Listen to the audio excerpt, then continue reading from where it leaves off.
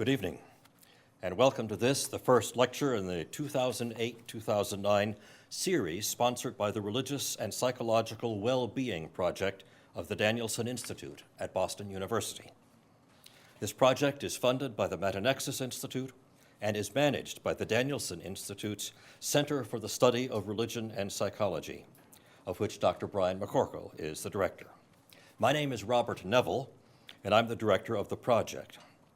The core of the lecture series this year is a set of lectures to be given by Professor Don Browning of the University of Chicago on the topic Psychotherapy, Psychology, and Spirituality. These will be delivered at 4 and 7 p.m. on October 26th, at 7:30 on October 27th, and at 4 and 7:30 p.m. on November 16th and 7:30 on November 17th. Please remember all that and plan to attend. The lectures will be in room 101 of the Sargent College at 635 Commonwealth Avenue in Boston University. Tonight is the first of several guest lectures, and we're delighted to have as our speaker Professor Ann Harrington. Professor Harrington is professor and chair of the History of Science Department at Harvard University and visiting professor for the medical history at the London School of Economics. For the past 2 decades, Professor Harrington's work has focused on concepts of the relation between mind and body, shining a bright light on the diversity of socially, politically, and religiously motivated ideas that have competed for scientific high ground in this contested area of Western thought. For 6 years, she was the director, along with psychologist Jerome Kagan, of Harvard's Mind, Brain, and Behavior Initiative. She has also served as a consultant with the MacArthur Foundation Research Network on mind-body interactions. Professor Harrington has authored and edited several critically acclaimed volumes on topics such as the concept of the bicameral mind in 19th century Europe, holism in Weimar Germany, and the placebo effect in modern medicine.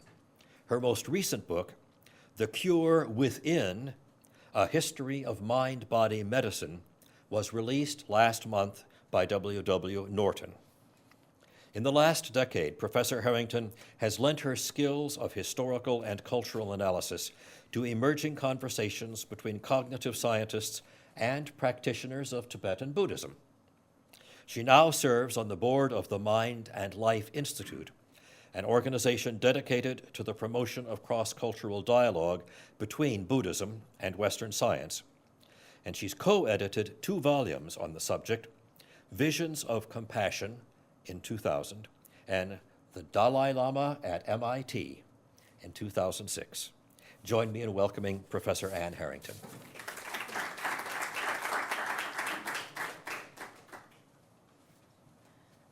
That was a very nice introduction. Thank you very much. So I will be talking a bit today about specifically this last strand of this sort of overview of the things I've been doing.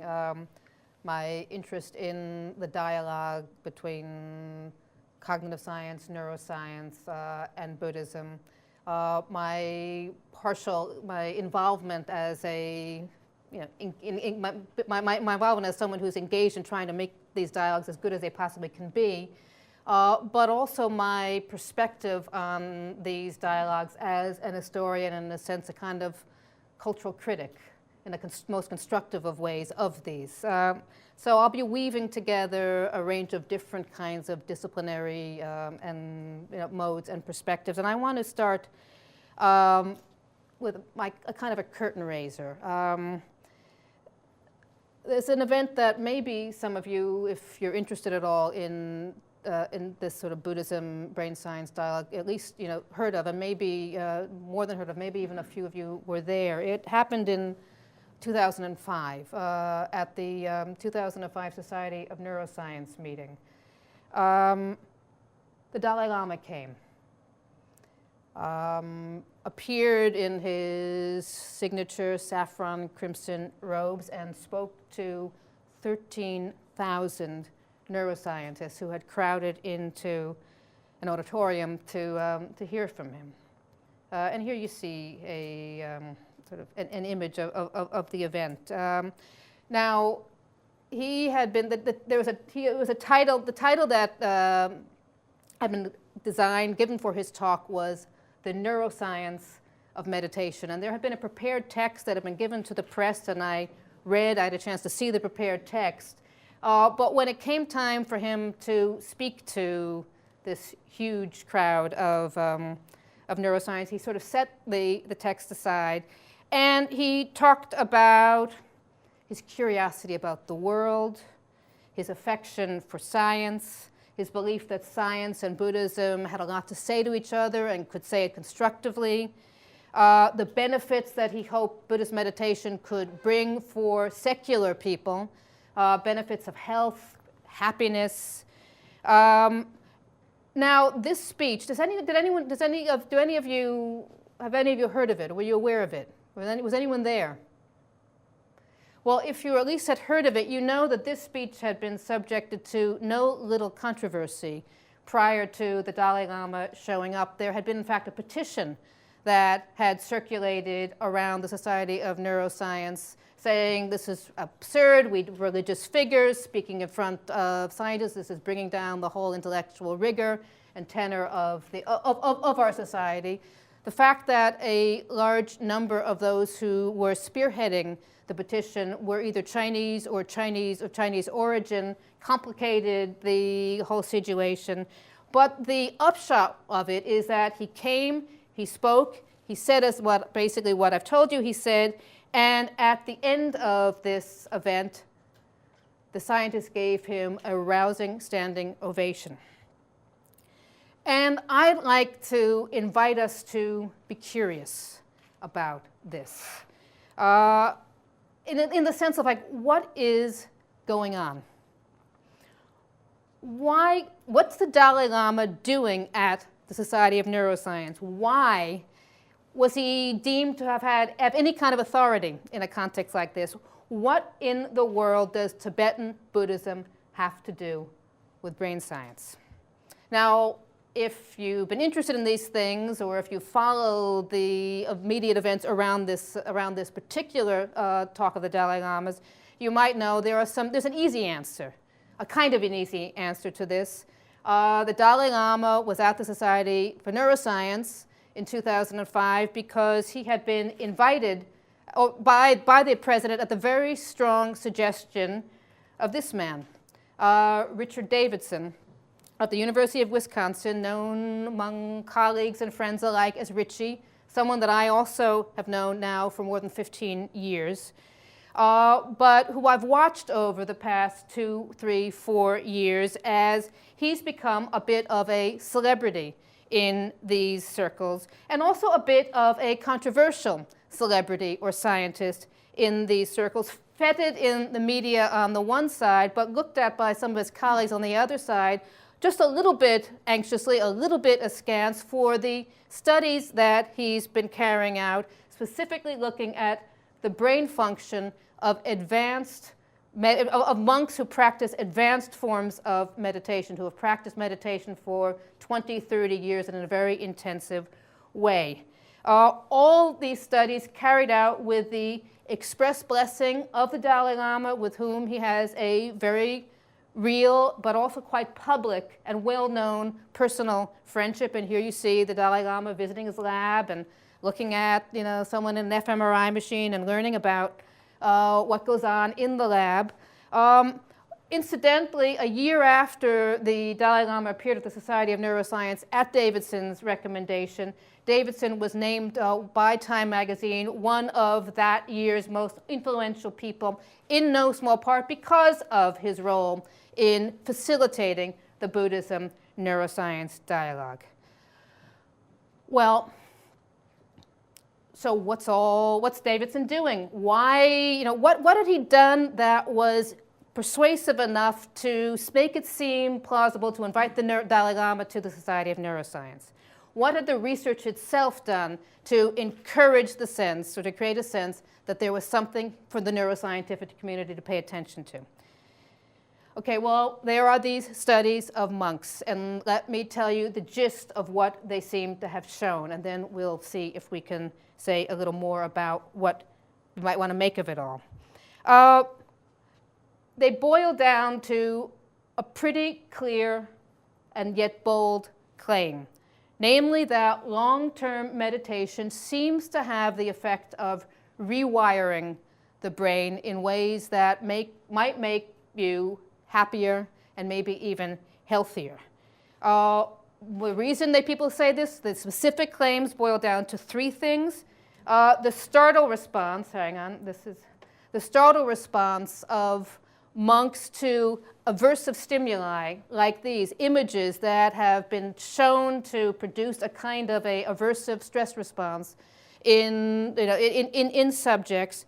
The startle response follows a different course in these advanced practitioners than it does in untrained subjects. They recover much more quickly from the stress. They also found that the prefrontal areas of the left hemispheres of the advanced practitioners was more intensively activated than in untrained subjects. And a high level of activation on the left prefrontal cortex is supposed to be associated with people, is usually associated with people who score high on traits for optimism and well-being.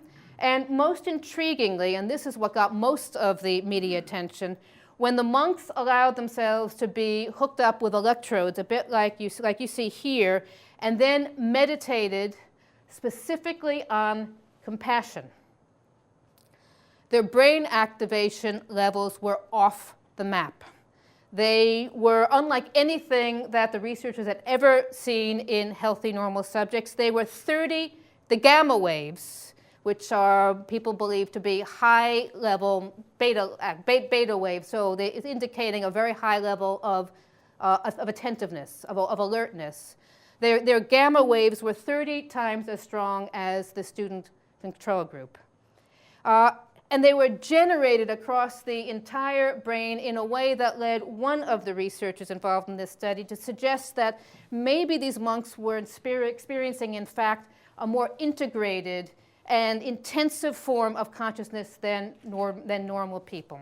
And here you see Antoine Lutz, this other researcher that I'm talking about, comparing the brains of these monks, the wave activity over the brains of these monks to a jazz band in which in which the gamma waves come together to create a kind of higher level synthesis.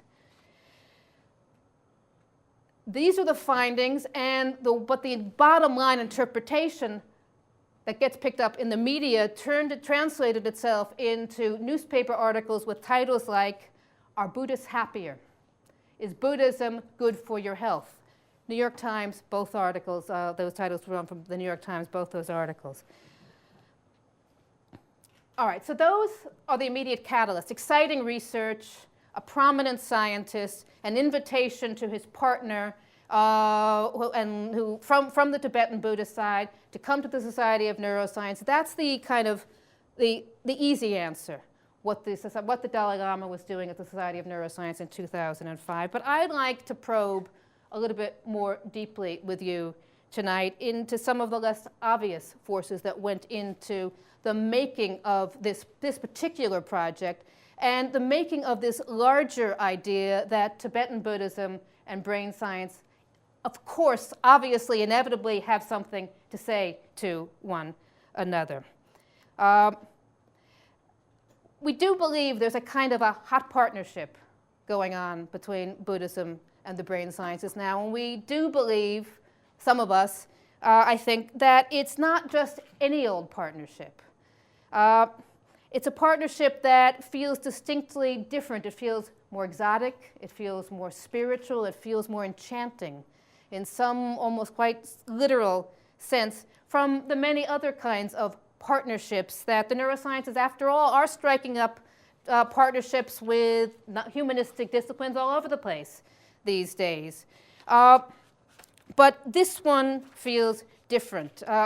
Not so much because neuroscientists are asking bold questions about brain function, because in domains that previously they hadn't asked questions about, because Neuroscientists are asking questions about the neuroscience of morality these days. They're asking questions about the neuroscience of religious experience.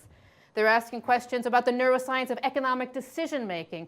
We've got a whole lot of things going on out there. You'll have seen some of these books or be familiar with these. We've got a lot of incursions by the neuroscientists into domains where they had previously feared to tread. This could feel like just more of the same, but it doesn't.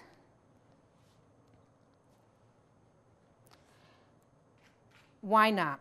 I'm going to skip. I was just wanted to say here that the kind of way in which some of these other kinds of projects tend to be identified with a kind of very familiar sense that they're neurologizing us bit by bit, that we believe that the effect of finding the moral sense in our brain, or finding the God spot in our brain, or finding that part of our prefrontal cortex that clicks into action when we make a decision to sell a stock or not to sell a stock, has the effect of saying, sorry, your soul just died. It's just your brain after all. And this one feels different.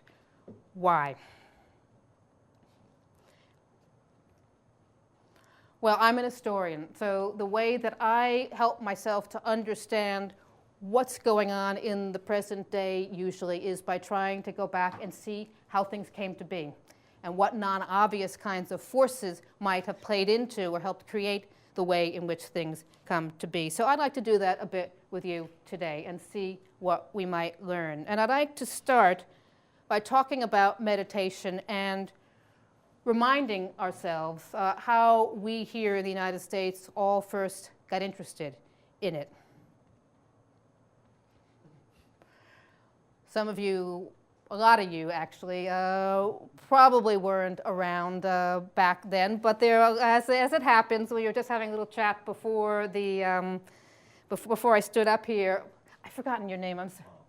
Bob. With Bob, can I call you Bob? And of course, with Bob about his own involvement in the 60s and 70s counterculture, the psychedelic culture, the drug culture, the culture that saw an interest in all things Eastern, and particularly, and also saw an interest in Eastern forms of meditation, but not because people were keen to know whether or not Eastern brains were happier or healthier than the brains of Western people, but because people believed that Eastern meditators had discovered a drug-free route to expansive, altered states of consciousness. In 1967, the New York Times did a quite amusing feature on the growth of Hindu ashrams in New York City and interviewed one young woman who really made the connection quite clear. I have a little quote from her. I kept thinking that through the constant use of LSD,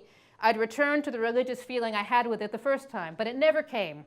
And then I met Swami. I gave up drugs. I was hooked on religion and on yoga. I'm a better person now. I'm not hung up on myself anymore. Now, she says this. Then they go on and they interview her teacher. This is what he has to say. In his view, these young people are just coming to the ashram to get a kind of drug-free route to cool experiences. They're exhibitionists. They have no discipline. What are they really learning about Hinduism? You can just hear him kind of grumbling away. This trend towards a drug culture, he says, is very dangerous. Now, I think the point about young people and discipline is actually quite important for our purposes because it can help us begin to understand what happens next. Does anyone know? How about if I give a visual cue? There's a generational thing going on here, too. There's a kind of nodding going on over there. The Maharishi Mahesh Yogi arrives from India to the United States first in 1959, offering a very simple, easy-to-learn alternative to the kinds of intensive practice of yoga and meditation that the young people were being offered in the ashrams. 20 minutes a day, twice a day, reciting a special mantra allegedly customized to your specific spiritual needs, 15, 20 minutes a day, and amazing changes, transformations were promised. Your mind would become more peaceful, more intelligent, more creative. Later on, they began to even suggest that if you kept practicing, you might develop certain kinds of paranormal abilities. And if you go onto the website of the Maharishi Mahesh Yogi's school of transcendental meditation, you still might see some of these photographs of people who allegedly could levitate as a consequence of the practice. Just out of curiosity, did you ever get involved in this? I met him once. You met the Maharishi? I didn't believe him. No. Now, all this, there was a lot of things being offered to the counterculture youth in these years, and the Maharishi Mahesh Yogi's transcendental meditation might have just remained a relatively minor sort of part of the larger marketplace of Eastern offerings had it not been for this. All right, look, all right, how far does this generational gap go? Everybody knows who these guys are, right? Right? All right, so I don't need to, you know that band, you've heard of it?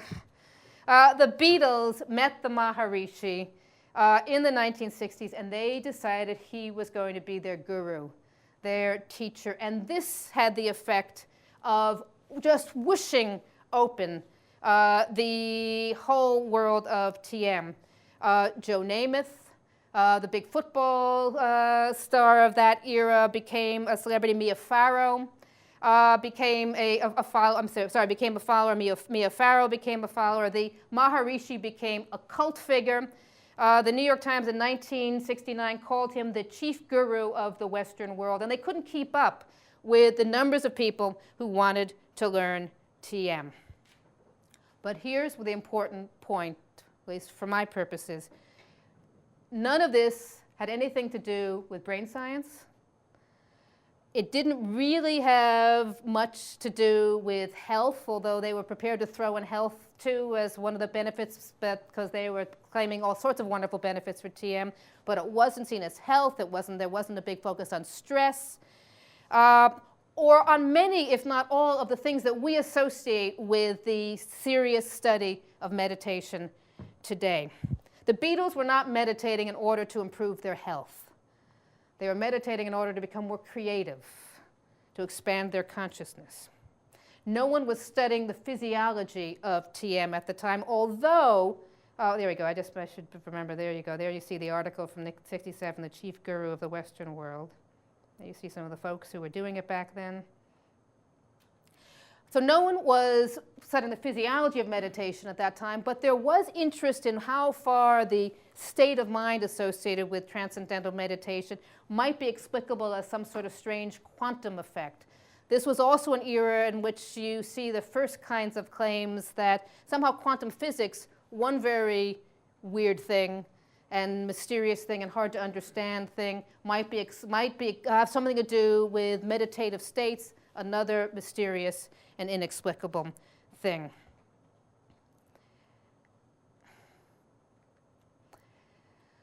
Then in 1969, a graduate student. Sometimes graduate students are key to important historical events. Any graduate students here?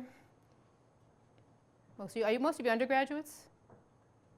Well, so you have time to become important.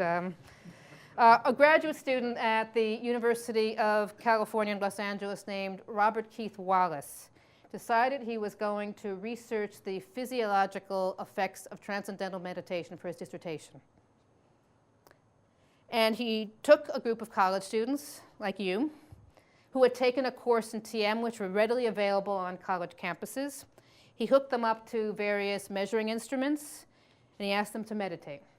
And he found that on average, they showed significant changes, reductions in their oxygen consumption, reductions in their resting heart rate, changes in skin resistance, but most significantly, from Wallace's perspective, they showed significant changes, he thought, in their brain waves. Their EEG results, Wallace thought, showed a highly coherent pattern of brain waves that had never been seen, he claimed, in the scientific literature before. Now, the Maharishi and the TM people had long claimed that TM produced a unique state of consciousness that was unlike anything anyone had ever seen before. Here, Wallace seemed to be offering neurophysiological evidence in support of this very important, for the purposes of marketing TM, very important claim. He publishes the results. Guess where? Where would you think this would get published? Sort of the Journal of Counterculture. Yeah, I'm not going to get you to interact with me, really. You're going to be on. Where do you think? Rolling Stone. In the Rolling Stone. Good guess. Good guess, too. Let me tell you, Science. The flagship journal of, the most sober, mainstream. It's published in Science. It's called, he denounces it as a discovery of the fourth major state of consciousness. And here's a quote from the article. Physiologically, the state produced by transcendental meditation seems to be distinct from commonly encountered states of consciousness, wakefulness, sleep, dreaming, and from altered states of consciousness, such as hypnosis and autosuggestion. We've got something we've never seen before from the brain waves. Now, I'm making a little bit of a point of this because I'd like you to be thinking, well, wait, we just had this study coming out about the gamma waves, that they were of an order never like anything anyone had ever seen before. So it might seem we've got a kind of similar situation, but let me tell you what happens to it. And what happens to it because, above all, of this man, Herbert Benson, still around, still active at Harvard Medical School, a guy that I know quite well, but who at this point in time was in the early stages of his career and was interested in the possibility that stress might increase one's risk for heart disease. He's a cardiologist, and stress research was still a relatively new and controversial and exploratory area in medicine in this period, and he was wondering whether there was something to be explored here. So he'd been trying to he'd been investigating biofeedback methods as a way to try to reduce stress in his cardiology patients and in that way lower their blood pressure as a way of lowering an important risk factor that they might have for heart disease. And so he was working on all this, and he was doing experiments with monkeys and with patients, and then all of a sudden a group of TM practitioners show up and tell him that he should be working with them. Leave the monkeys, forget the fancy biofeedback machines. We can do what you're finding that patients can do with biofeedback machines, and we don't need machines. Through simple practices of TM, we can lower our blood pressure just like that. Now, Benson, look at him. He's no counterculture figure. He wasn't a counterculture figure then. He isn't one now. He had no real background in Eastern philosophies or any of these things. And he likes to tell the story about how he said, no, go away, and they kept persisting, and finally he agreed to study them, but only at night, and after insisting that they come up the back stairs so that no one would know that this was going on. And it started to get interesting. And then Wallace's paper appears in Science just as this is going on, and he invites Wallace to come from the University of California over to Harvard Medical School so they can work together, and Wallace agrees. And they design a new study in which subjects would be measured in two conditions. In the first condition, they would just sit quietly for 20 minutes. In the second condition, they would still sit quietly for 20 minutes, except they would also silently repeat their mantra. The only difference, and this is what happened. This is Benson's words. Astounding. Through the simple act of changing what they were thinking about while they were sitting quietly, they experienced the same kinds of decreases in metabolism, breathing rate, brainwave frequency that Wallace had found, with one important, really important difference. Benson did not believe that anything from the data suggested that there was some kind of an extraordinary, unique state of consciousness being experienced by these TM practitioners. What he thought is that the TM was making them very relaxed. and making them very relaxed in ways that would be potentially clinically significant for his purposes, that they were experiencing, he said, a systematic reversal of the stress response. And over time, he came to name this something that's become a kind of familiar term for people in the self-help industry and elsewhere. He called it the relaxation response. How many of you have heard of this? Some of you, but been a bestseller ever since it was published, this book, in 1975. But from the point of view of trying to understand how we got to where we are today, the key thing to know about the relaxation response culturally is that it was not only a medicalization of meditation, it was also a very deliberate effort to distance meditation from all of its kind of counterculture, enchanting, magical, mystical associations. So Wallace breaks with him over this, and he actually becomes president after he breaks with Benson of the new Maharishi International University. Here you see him at his inaugural address. So Wallace then goes his own way. The Maharishi becomes enraged by Benson's deliberate secularization of the relaxation of TM. Benson talks about the fact that he actually received death threats from the TM organization for a while. But that was his choice, and when the relaxation response is published in 1975, on the back cover of the original edition, you have endorsements from a dean at Harvard Business School, a general practitioner, and a stress researcher, but not a whisper of any kind of Eastern guru, a person from any ashram, let alone anyone from TM. You would hardly know that TM played any role in this story if you didn't know the backstory. So it was a deliberate moment of disenchantment of the entire effort. And what we now need to understand is how we got back to where we are today. So we're not in a disenchanted place in the dialogue, our cultural dialogue with meditation. Now, on the contrary, I started off by suggesting that this is an enterprise that seems filled with sort of spiritual, enchanting kinds of energies, and we need to understand how we got back there. And the way to find out is to now move to 1979, the year that the Dalai Lama of Tibet paid his first visit to the United States.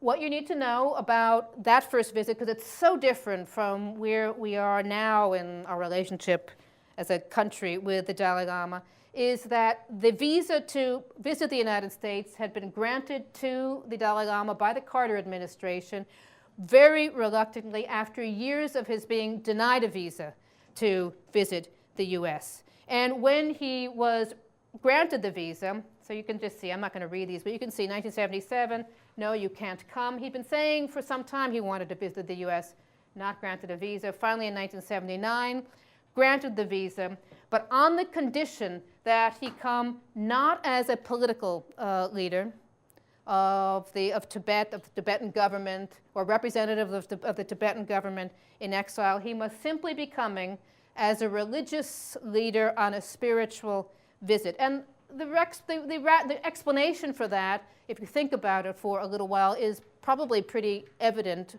or obvious, although officially the US government in the late 70s opposed the Chinese occupation of Tibet. It was also involved in these years in attempting to improve relations with China, and that had been China had been opened up in the first half of the 1970s by Nixon's famous visit to that country. They were now attempting to build on that, and any kind of overt gesture of outreach to the Dalai Lama public could have an effect of scuttling that relationship. So there must be no mention, no discussion. If the Dalai Lama came, he must make no mention ever of the Chinese occupation of Tibet or talk about anything politically sensitive.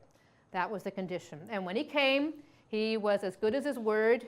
Here you see some illustrations from various kinds of newspaper coverage of his visit. It was quite a long visit, several weeks.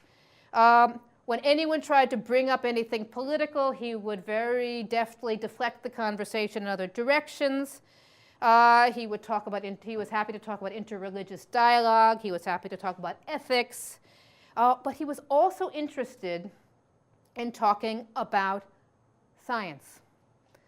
Not because anyone had told him that this was a good, safe theme to talk about. He happened to have a strong personal interest in science that went back to his own boyhood. And so, for example, at a meeting of scholars held in Texas on this visit, he says to them, I'd like to listen to your experiences. I'd like to hear what's the latest research into relations between consciousness and matter and how they affect each other. Now, I wasn't at that particular meeting, I hope obviously, but it's clear from what the report about that meeting that the scholars in Texas really didn't have much to say to that theme. However, 2 weeks later, the Dalai Lama came to Harvard for a 3-day visit. And one of the people that he met there was none other than Herbert Benson, who had been carrying out his work on the relaxation response now for some years. Benson got an audience with the Dalai Lama and told him about his work on the relaxation response and what he thought these implications this had for casting light onto the physiology of meditation. And then he said he had a request of the Dalai Lama himself. He wanted to take his work on the physiology of meditation, he said, to the next stage. And he knew that there was an esoteric Tibetan meditative practice called Tumo meditation, or inner heat meditation, in which advanced practitioners are said to be able to so regulate their thermal production, even in very, very frigid temperatures, and without warm clothing, that they can cause, you can see sort of steam rising up off their bodies. If it's true that they can regulate their thermal production in this way, even in very cold temperatures, Benson said this might be of very important clinical interest to Western medicine. And would the Dalai Lama assist him, Benson said, in the task of persuading some appropriate advanced practitioners of Tumo medication to participate in some experiments? Now, as Benson always later would publicly recall the conversation, the Dalai Lama immediately responded, yes. So the way Benson talks about it in the published literature, he says, His Holiness agreed to help me. Now, it's true. But when you go into the archives, which Benson has very kindly, of the documents from that visit that are at Harvard Medical School Countway Library, and read through the notes, what you see is a slightly more complicated story that I think is very significant. You see that the Dalai Lama was originally inclined to say no, for very not understandable reasons. The monks did what they did for religious purposes. It was intensely private. It was hooking them up to various kinds of machines for the purposes of measurement would disturb their practice, and so on. But then he thought again, and he said, and this is recorded in the archives, still, our friends to the east might be impressed with a Western explanation of what we're doing. What's he talking about? The Chinese. In other words, right, this might impress the Chinese, who spent a lot of energy, and still do, trivializing all of Tibetan religious practices as empty superstition with no value. And it's at this point that he turned back to Benson and said he could do the studies. So in other words, the Dalai Lama was not allowed to be overtly political during this first trip to the United States, but he's not going to turn down an opportunity to assist the Tibetan cause and change the dynamic of Sino-Tibetan relations if one simply opens up for him. And besides, he said, if there might well be benefit also to this kind of work for many in the West if it persuades them to take meditation seriously. So many people might benefit. Now, again, what's important for my purposes is not the studies themselves. that Benson goes on to carry out. We can talk more about them in the discussion if you want. They did get done. They did get published. They even got published in Nature. So again, you see there's a kind of surprising mainstreaming of a lot of these data. But I'm interested here in not so much in the fact that the studies got done, but in the fact that the Dalai Lama allowed them to be done. That he had opened a door for partially political reasons in 1979 that then others could follow into afterwards. And it matters that this door got opened because the next generation of people to walk through that door opened by the Dalai Lama in 1979 came from that very same counterculture world of Eastern mysticism that Benson and his projects had explicitly repudiated. And key here were these three men. Richie Davidson, who I mentioned before, Danny Goleman, who some of you might know for his work on emotional intelligence. Is he a name that rings a bell to anybody? The folks over here. And John Kabat-Zinn. All of three of these, they knew each other.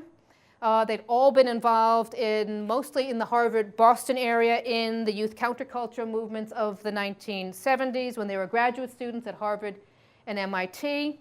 They encouraged each other's interest in meditation. They'd flirted, if not gotten more deeply involved in TM. I haven't quite gotten to the bottom of how deeply involved with TM they were because they're a little bit reluctant to talk too much about it. But clearly, they were part of that world. And then they grew up. Kabat-Zinn went on to commit his life to teaching meditation and yoga in the context of a outpatient unit in a hospital out at University of Massachusetts in Worcester. Richie Davidson became an academic psychologist. Daniel Goleman became a science journalist. So they may well have thought that they had left their youthful passions behind and had moved on. But then in the early 1990s, they were invited to participate in a meeting that had been organized by a still quite young organization known as the Mind and Life Institute, that I'm now on whose board I now sit. Then the meeting would involve a conversation with the Dalai Lama of Tibet because he's interested in science and he likes to talk to scientists, and around the theme suggested by Danny Goleman of the health benefits of meditation. A number of people came and presented. Goleman would later edit the book that came out of that meeting called Healing Emotions. And it could have all ended at that. But at some point during that meeting, a apparently rather casual conversation ensued that would prove significant. Someone asked, what do we know about the physiology, not just of the kinds of meditation, say, that's being practiced by people at John Kabat-Zinn's outpatient clinic? What do we know about the physiology of advanced meditative practitioners?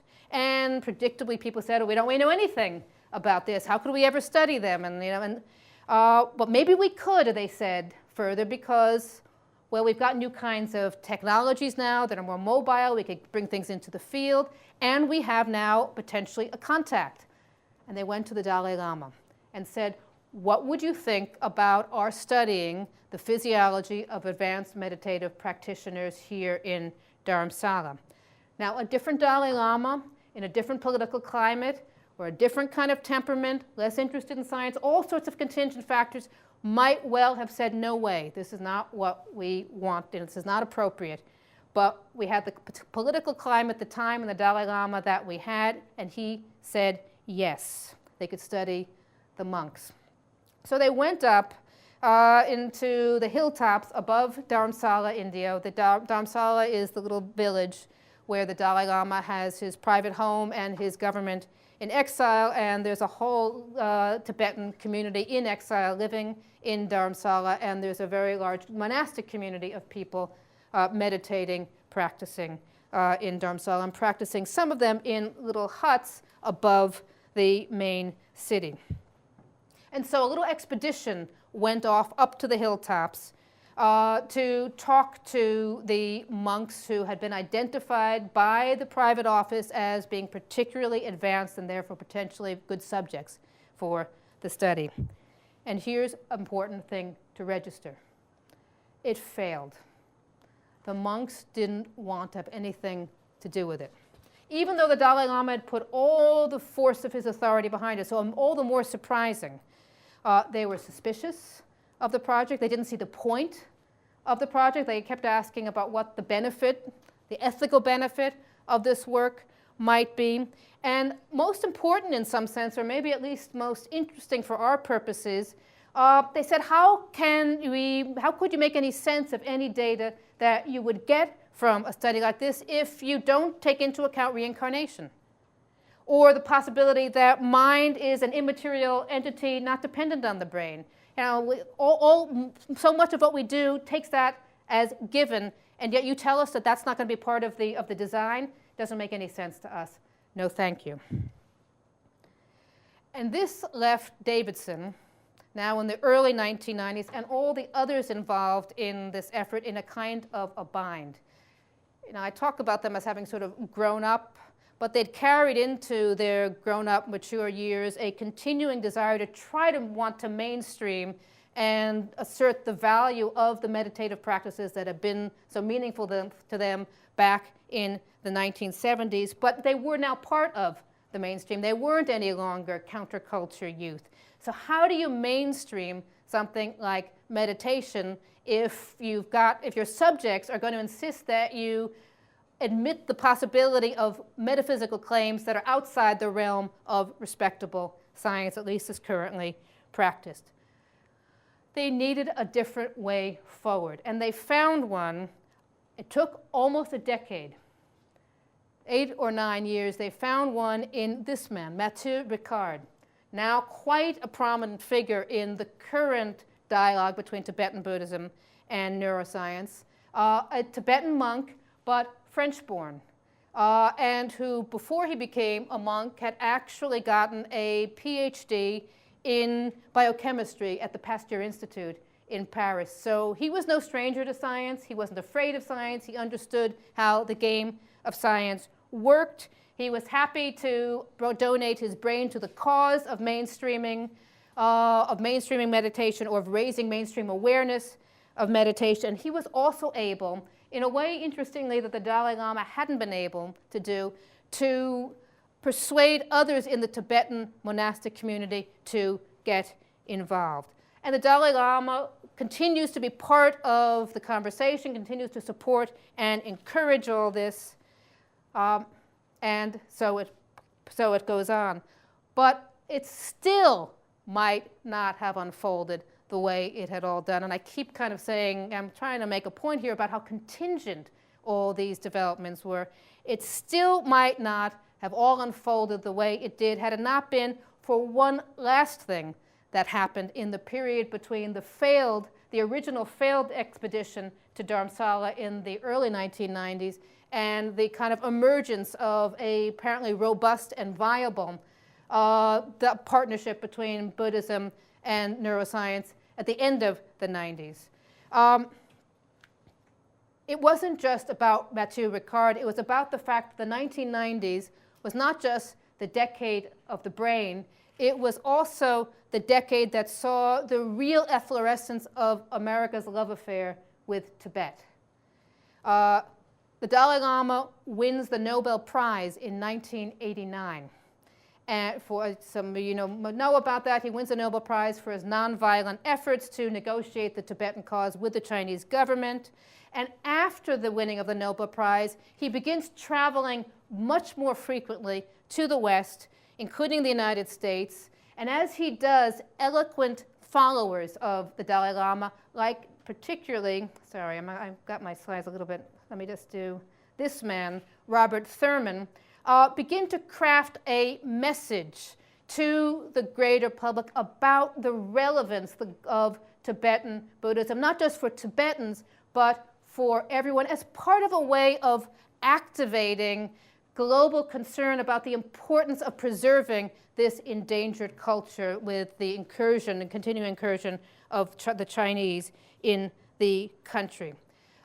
So what he says for people like Thurman is that Tibetan culture isn't just for Tibetans. It's a global resource for the rest of us, and it's a global resource because it can offer a non-polarizing spiritual alternative to the theistic religions like Christianity that set themselves up in opposition to things like rationality and science. And in saying this, Thurman is picking up on a considerably older trope in our culture that goes back to at least the late 19th century that basically says that science is at war with religion, but by religion it means not all religions, it means Christianity.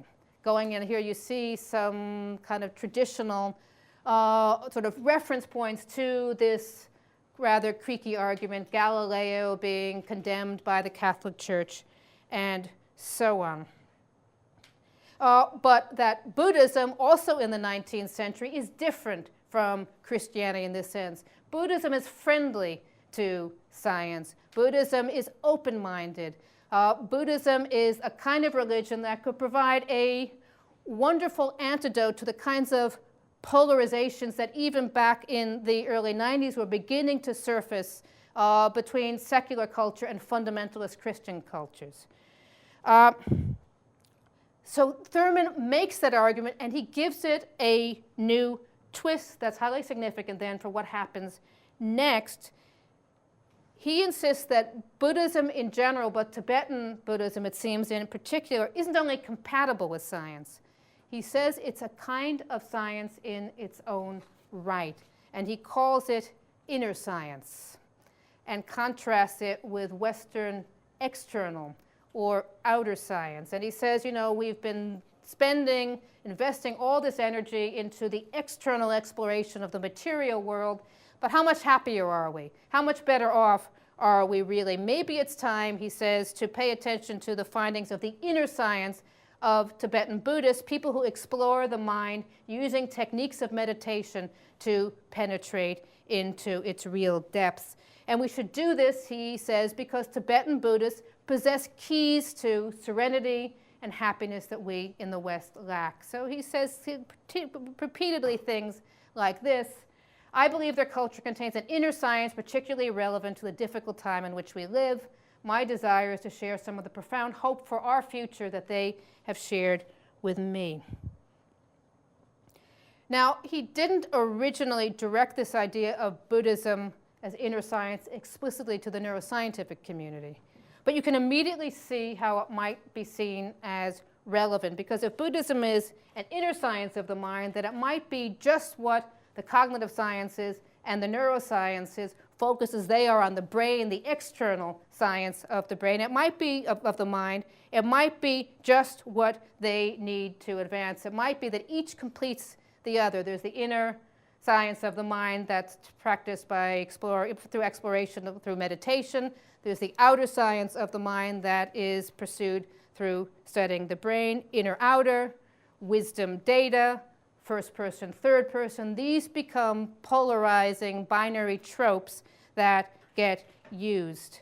And it's been profoundly influential on the framing of the phase of the Tibetan Buddhist neuroscience dialogue that we're currently in. You see it, though, being used as early as 1991 in one of the very first dialogues involving the Dalai Lama and brain scientists at Harvard University. So add to this particular framing of the relationship the fact that the Dalai Lama is so personally interested in science for completely unrelated reasons, I think. Again, simply biographically, and you can begin finally to see why we are where we are, why the Dalai Lama ends up being invited to enlighten and inspire groups of neuroscientists at the Society of Neuroscience, but also is invited to inspire and enlighten and guide all sorts of neuroscientists at other meetings, including the one that was mentioned by Bob in the introduction, at which I participated. And there you can see me, actually, there in the middle. This was at MIT in 2004.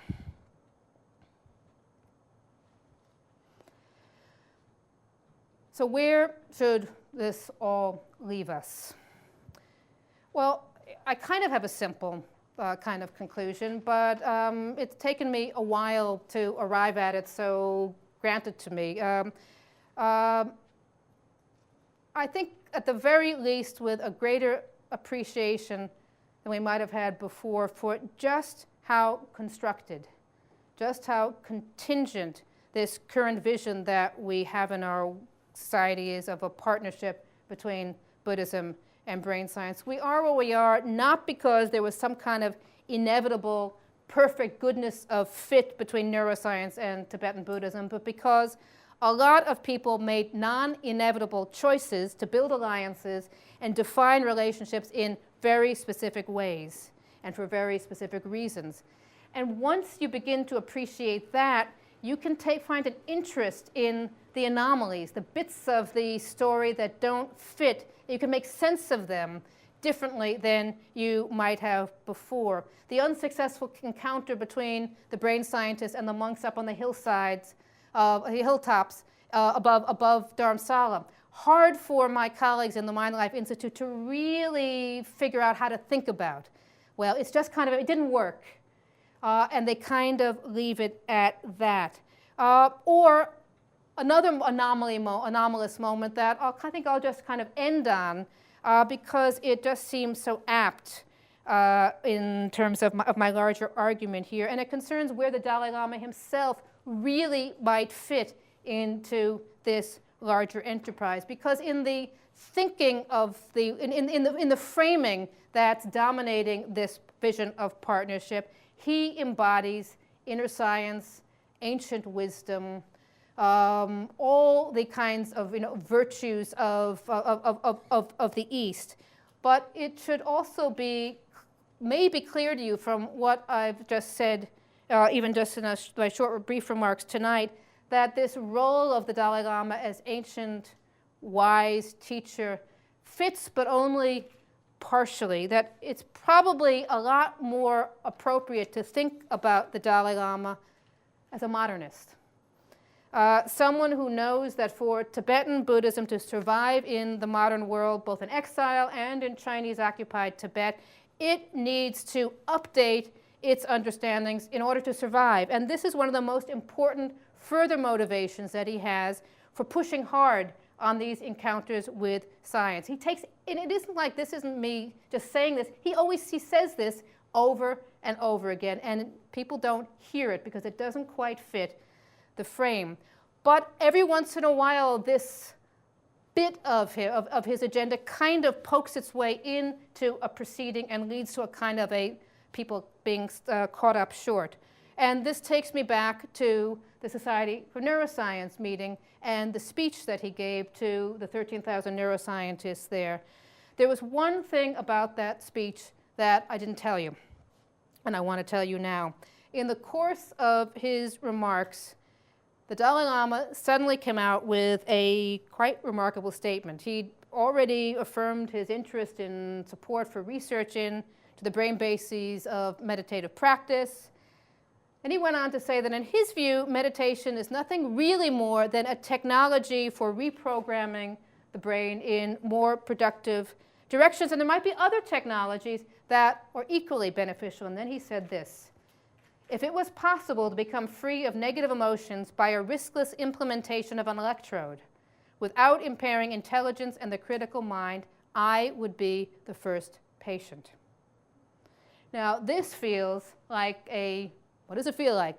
Well, certainly like a pretty modernist suggestion, maybe a kind of materialist suggestion. It's certainly not very easily reconciled with many, if not all, of the romantic understandings that people want to project onto the Dalai Lama in the service of maintaining the particular framing that they're committed to. So I asked some of my colleagues in the Mind and Life Institute later what they thought about that comment.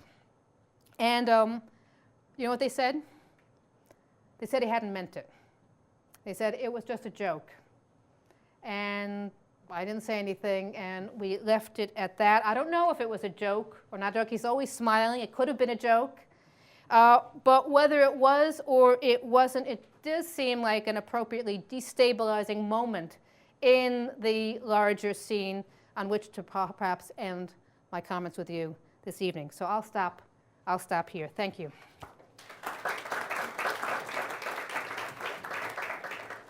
And I'm happy to have a chat if that's part of the routine. So thank you so much, Professor Harrington, for a great talk. We have about half an hour available for questions and answers. And we ask you that because we are recording this, that you wait to speak until the microphone is actually in your hand. It does not sound through the house PA system, so you won't hear it over the microphone, over the speakers, and yet it is essential for our recording that you actually have the microphone in your hand before you speak. And I'll be happy to repeat the questions should it not project adequately to everyone in the room.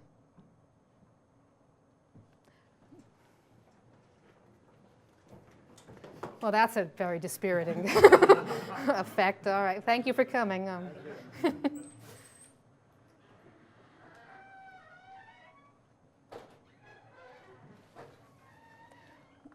Well, in worst case scenarios, you've got to ask a question. Okay. One of the things that I've often wondered about in terms of Richie Davidson's work with the advanced, what he calls the adepts. Right.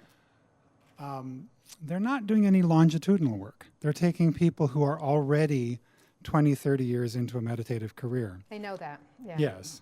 And the question is how much of what they're seeing is actually the end result of neuroplasticity and how much is simply self-selection? Well, again, since I'm not so the question was, is some of this kind of claim within by Richie Davidson and his team and those who are doing this kind of work that meditation has the capacity to rewire your brain in ways that are going to make you happier and healthier and all these other things, is it perhaps completely misreading of the data because they are studying these monks or adepts. They after they've already done 20, 30 years of practice, and it could be, we don't know what they were like 20, 30 years ago. It could be that the reason that they chose the monastic life or have the kind of discipline to practice the way they do is that they already had different kinds of brains, and actually they have no idea. So there can be extraordinary people for a range of different reasons, but the hopeful message is somehow you can translate this into a self-help program for the rest of us may or may not be justified by these data, and I don't think they do know. I think that they started where they started. They're aware that what they need to do is find people who are like 6 or 7 years old going into a monastery, I guess, and follow them for 30 years, or they need to follow them before and after, and maybe they'll find some way to do that. There is a study that Alan Wallace, who is another person involved in a lot of these events and programs and research projects, has done out in California, where they've tracked people who, over the course of a year, people make a commitment to living in a retreat and doing a very kind of intensive form, a commitment to meditative practice over 12 months, and they measure them at 3-month intervals. So that's a kind of a longitudinal study, and I don't know what the results of that will be. And in my own research with compassion meditation, we've seen very significant changes in cognitive style after only 5 weeks. Right. My question is not so much, do these techniques have an effect, but rather, is the end point that these people who have done 20, 30 years of very complex practices the same end point that an ordinary mortal who did these practices for 20, 30 years would get to, or are they, thinking from a Buddhist, from the whole theological viewpoint, the reason they are able to be in the life that they're in right now is because of karma and is the result of many previous lifetimes of practice. And so from a Buddhist viewpoint, we don't entertain the reincarnation hypothesis in these data, do we, in these studies? I don't know the answer to that, but it does put me in mind of a kind of interesting further tension in all this, in all this work, which is that the researchers tend to be really fascinated by these very advanced meditators, and yet the kind of practical goods that they want to offer to the larger community of consumers of science is one in which you can apply this to yourselves, but they also know that these are not people who are going to be practicing for 20, 30 years, 8 hours a day. About I don't know, 7 or 8 years ago, I went to a conference. I showed you the picture of that one. This one, in New York. It was sponsored by some big New York City hospitals, by Tibet House in New York. The Dalai Lama came. There was a lot of talk about advanced meditation, and there was a lot of talk. It was very 70s in a sense. There was a lot of talk about bliss and getting to bliss and like the 9th stage of meditation and being characterized by bliss. And at one point, the Dalai Lama actually said he's actually never experienced that. He's only gotten like stage 3 or 4, and you'd have to talk. So he was very deliberately kind of attempting to kind of deflate them. And but the goal of that conference allegedly was to see how one could bring meditation into the hospital system to help patients, terminally ill patients, children who are frightened, maybe nurses who will work on the front lines.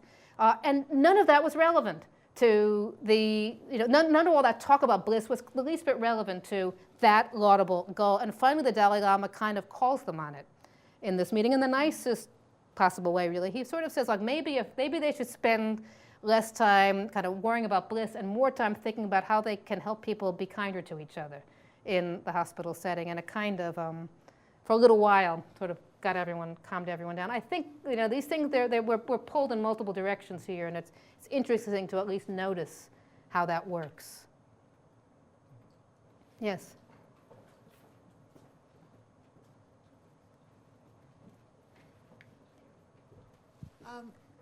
Yeah, I think that there's a real disconnect here, and that Buddhism and mind-body work and meditation, as the clinicians and the researchers are looking at it, really have nothing to do with each other. I mean, I think it's not Tibetan Buddhism. It's really the advanced practice of meditation, and they're trying to extrapolate something that will work for the Western person. Yeah, so in case anyone didn't hear that, this woman was your name? I'm sorry, your name is?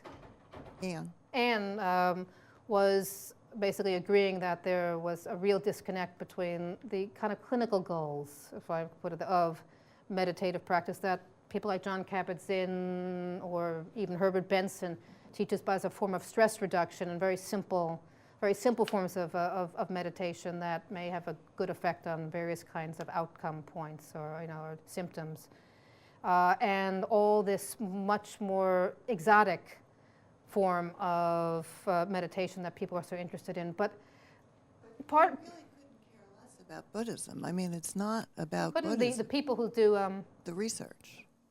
Oh, I don't know about that. I think they're only. Well, I know some of these people. Well, I don't. I mean, that's interesting to me, because I think part of the reason they're attracted to the monks is that's where the cultural mileage is. That's where you reconnect to a lot of, if I can use the term Orientalist, kinds of fantasies about the exotic East with gurus who are possessed of capacities and wisdom that we're so all in the benighted West are so hungry for.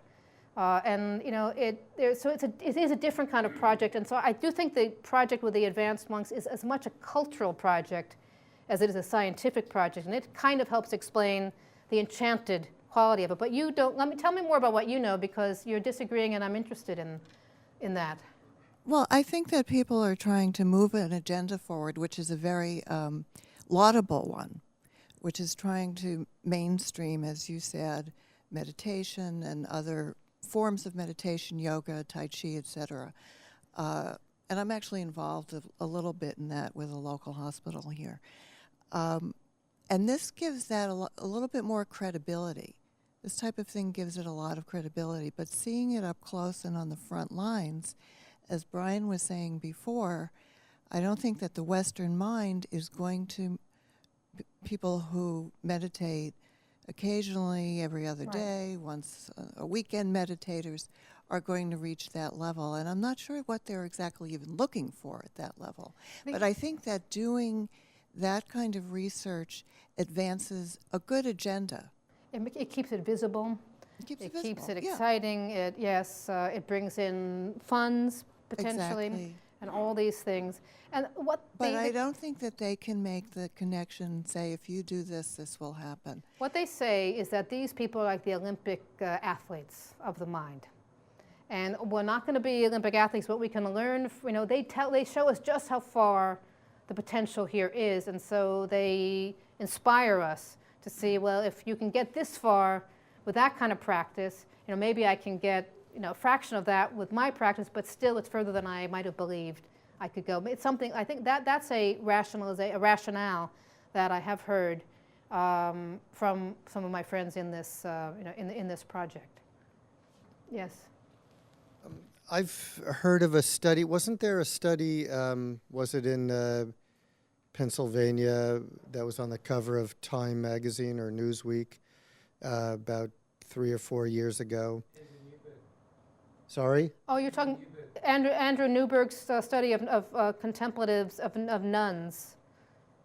Well, there was one that actually a friend of mine helped with, and I don't know if it was that one, but it was on one of these popular news magazines that Western students were involved in, colleagues of mine, doing not so far out practices, Tibetan tantric practices, but there's lots of Western students now who've been practicing 20 or 30 years, and were they using PET scan? Was that what it was? SPECT scan. So They could take the photo, so they could scan a few minutes after the state was achieved. now is this Andrew Newberg, you say? That's his work? Because I know he's done. University of Pennsylvania. So Andrew Newberg is someone who also wrote a book that got a fair bit of attention some years back called Why God Won't Go Away. And the argument is that it's that we have a kind of neurobiological predisposition to experience certain kinds of mystical states that then lead to the continual reinforcement of a belief that there's a supernatural explanation for these experiences. And he claims to be agnostic as to whether or not that particular interpretation is right or not, but he's interested in the neurophysiology. So I know about that, and I know that he did work on that, interestingly and complicating to a certain extent my kind of argument that this is sort of a love affair with the Eastern brain.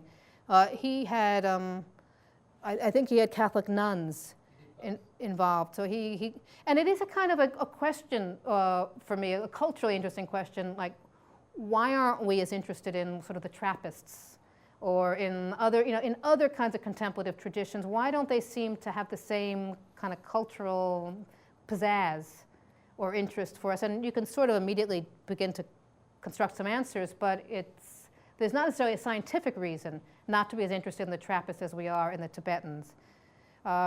You could almost say there's no reason not to be as interested in inviting the Pope to the Society of Neuroscience as the Dalai Lama, but there probably is a reason that there's a difference because the Pope doesn't have the same kind of demonstrated interest in outreach. But in terms of the practitioners, I've wondered about that, and Andrew Newberg is one of the people who has done it. But you had a specific question about. Well, I think my point was that, you're saying that the exotic adepts, on the mountaintops, but there are a lot of Western meditators who are trying to weave meditation into their life, and yes. I think this study particularly did research some of them.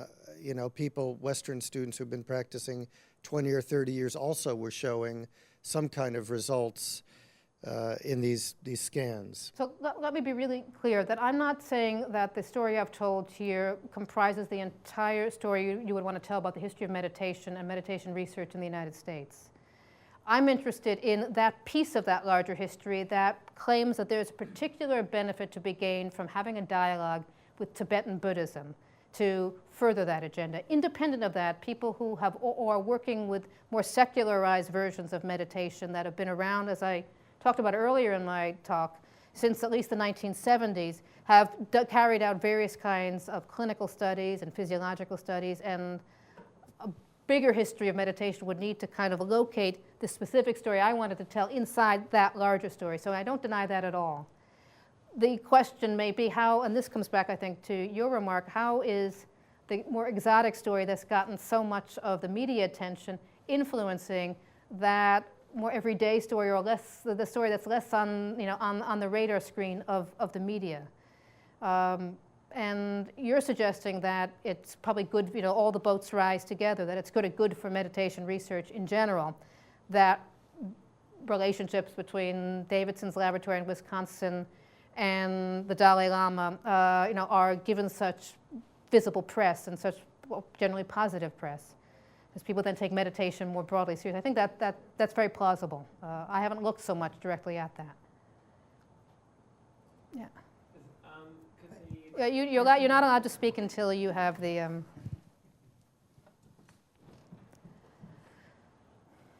Could the gravitation towards the Tibetan tradition have anything to do with the the level of sophistication of their method, like to the extent to which they attempt to train their monks and everything? Yeah, I mean, do you see what I'm saying? No, that's an argument that has been made, that they have such a developed system. They also have a very developed scholarly tradition, around the different kinds of meditative practice, and therefore, if Buddhism is a science of the mind, Tibetan Buddhism, has really taken it, developed the science to a degree that perhaps the argument that Thurman and others that I've listened to would make, to a degree beyond that of other kinds of Buddhism and other cultural traditions. I'm not particularly interested in deciding if that's really true, or in looking at Zen or other forms of Buddhism in other contexts. But that's a good question, and it identifies an argument that's made for singling out Tibetan Buddhism that's out there.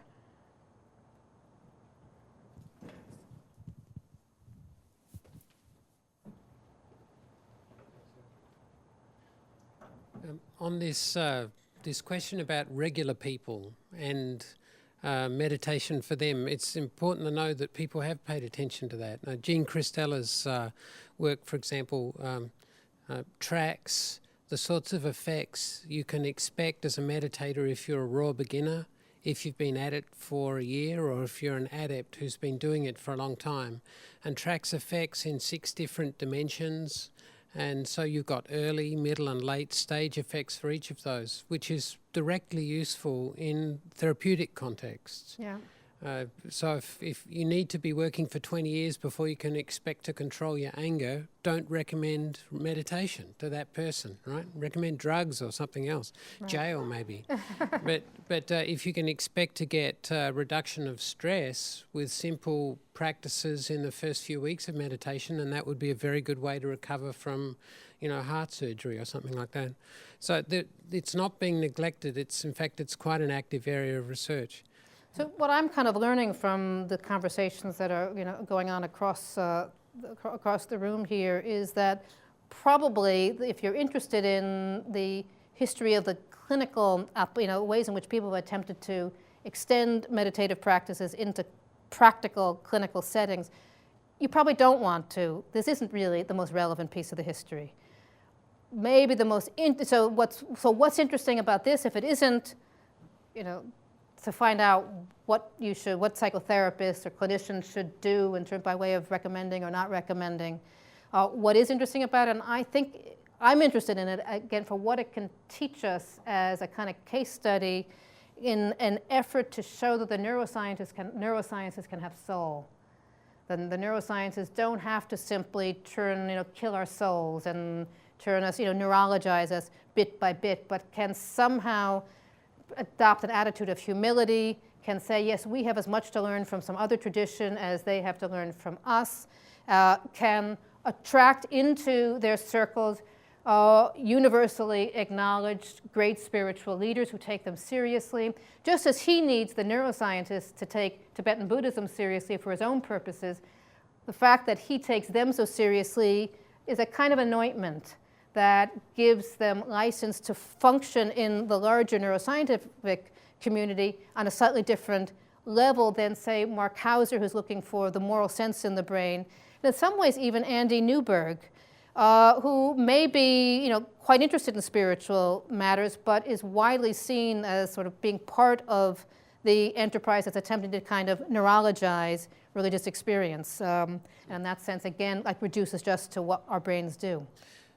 And thank you so much for the narrative you've told. I appreciate that you said you were focusing just on one part of the neurological study of meditation, but I'm interested in your comments on the issue of whether this narrative is sort of massively transformed by looking at a different crowd. Jean Christel is also hooked up with the TM people, the same crowd with Benson and all of those guys, same era. But there are other people. There's Michael Persinger in Canada, and there's Mario Beauregard, who's worked on nuns. And there's Newberg, who's worked on both nuns and Tibetan monks. Right.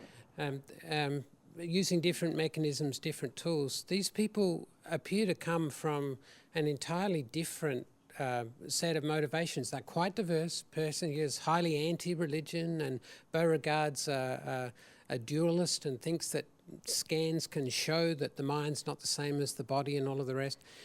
Don't we have here an entirely competing narrative? I'd love to hear you comment on that. You've got a book, I think, here, actually. I think you've got a book. I think you've got, I mean, you've obviously got, I mean, you're right. I'm not at this point in time, I mean, I've just sort of finished this history of mind-body medicine that was mentioned in the introduction. And one of the strands that I follow in the history of mind-body medicine is what I call, the eastward journey.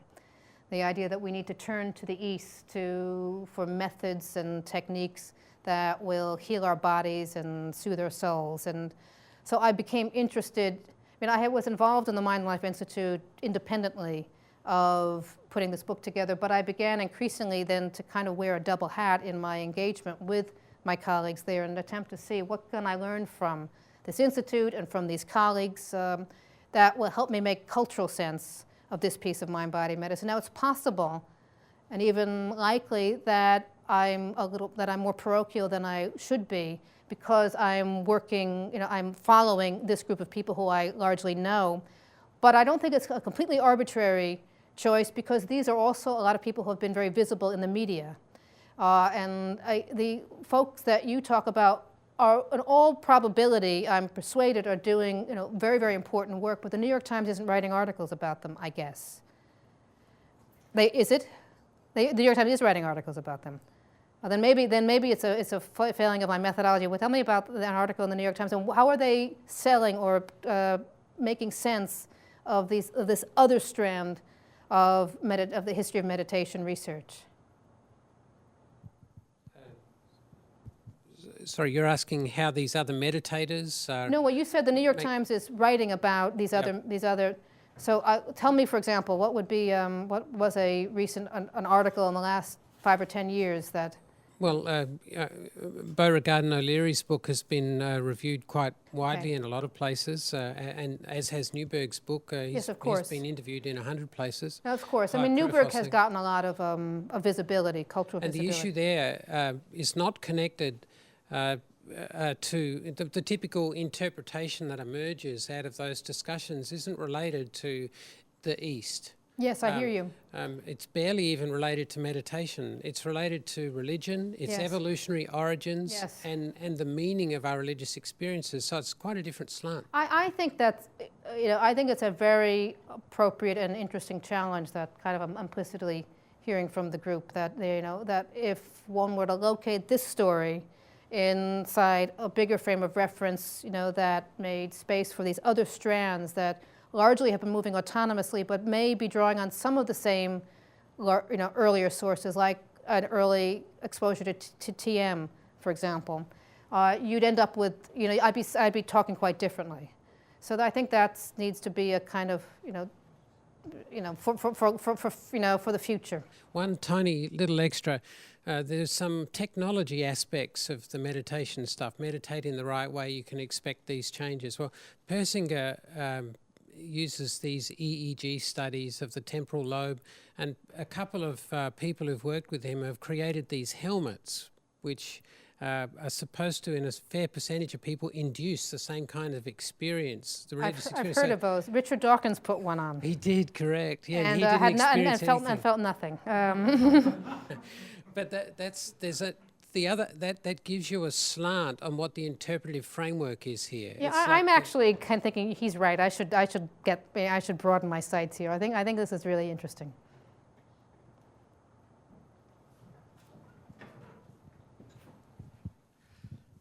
I'm interested in the religious interpretation of this. I gather that your thesis is that in the early days, there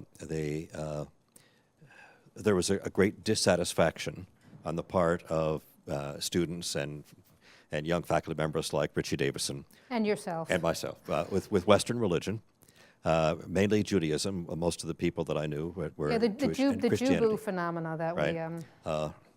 And so the looking for light to dawn in the East was itself a religious move. Yes. Could you comment more on that? Well, I mean, I think you are, in a sense, as able or more able to comment than I, because I was mentioning before we started that you're kind of a native informant of this. You know, that Harvey Cox, who's a theologian over at Harvard Divinity School, wrote about, you know, the kind of the eastward turn.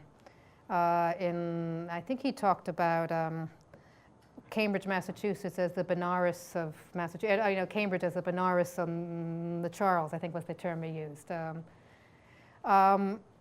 So I mean, it was, you know, you lived through that, and you know, the Alan Watts writing in this period talked about the fact that, you know, if the theistic religions like Judaism and Christianity, people want experiences. They don't just want ossified dogmas that are going to be spouted at them in congregations. They want to have a direct encounter with the sacred, and if Christianity and Judaism and these religions aren't going to give it to them, they're going to look elsewhere. And he kind of issued a warning. And he also said, and you can't simply marginalize these other religions as mere cults. You know, these are attracting serious, large groups of individuals. The 70s. You know, the 70s ends. I don't know when it exactly ends, but it kind of ends. And I remember when I was in the MacArthur Foundation, which you mentioned, this was this research network of mind-body, researchers interested in researching the mind-body connection. And I was the non-laboratory person there, attempting to be helpful. And we proposed, and I was part of the little team that proposed, a meditation study. And the associate director, I remember saying to me, Anne, it's not the 70s anymore. You know, like, come on. And eventually they did the study, and there's a kind of interesting whole story about that. But meditation research was so 70s by the time we were in, you know, the late 80s or 90s, or when this was. So what is the question? Is the question, you know, the fact that we're interested in a kind of religiously inflected form of meditation? Does it tell us something about the state of spiritual discontent in our own time? Is the question about how similar or different is it from the way it worked in the 70s? And this, Anne would like to answer this question. Well, not to get so specific, but I do think that part of it is that the healthcare system is completely overwhelmed, and that people are using these complementary and alternative types of practices and remedies and modalities to improve their health, because in a lot of cases these days people are no longer getting helped by the Western medical system. So the time has come for this. I mean, there is an energy for this. Patients are frustrated, doctors are frustrated, and it's like, what else can we do to help? So there is really a lot of interest in this. But is there more than one thing going on? I mean, people turn to these low-cost measures that they can practice themselves. But also, don't people sometimes at least infuse their alternative medical practices with a kind of quasi-spiritual meaning? That, you know, it's not just, I mean, I remember reading, I read articles from the 70s where comparing Herb Benson's relaxation response to a really terrific aspirin. It's, you know, just something you do, and, you know, very practical. Are there not at least some people who are attracted to meditation for health reasons, but also, you know, we improve, it's morally improving? Well, I will tell you that we're working with a lot of people who've never been exposed to meditation before, ever, and come from low-income communities. This is pretty much outside of their frame of reference, and we're inviting them to do this. And they're having incredible experiences for a lot of different reasons. And we've had demonstrated improvements in depression and of all things, spiritual growth, which was one of 10 measures. So I think people come to it at this point with what they will, but there is a great interest in trying these different things.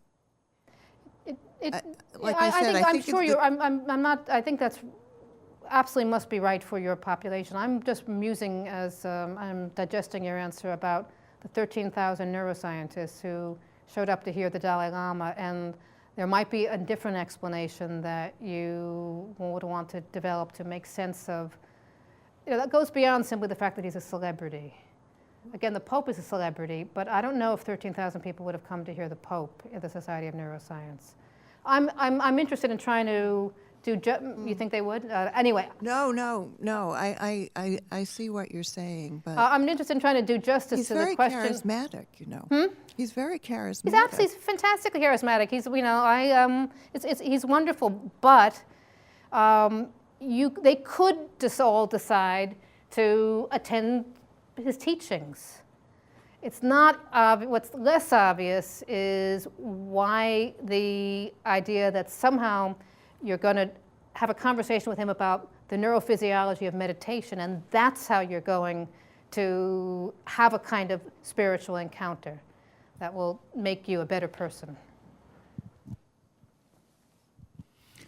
Thank you very much. I'm sure that we'll be able to continue this conversation for some time this evening, but I think we need a moment to let the undergraduates who are here for a course go home. Oh, I see. And turn off the microphones and invite you to stay for an informal reception. We have some food in the hallway, and we can stay as long as people want to. Thank you. Thank you very much.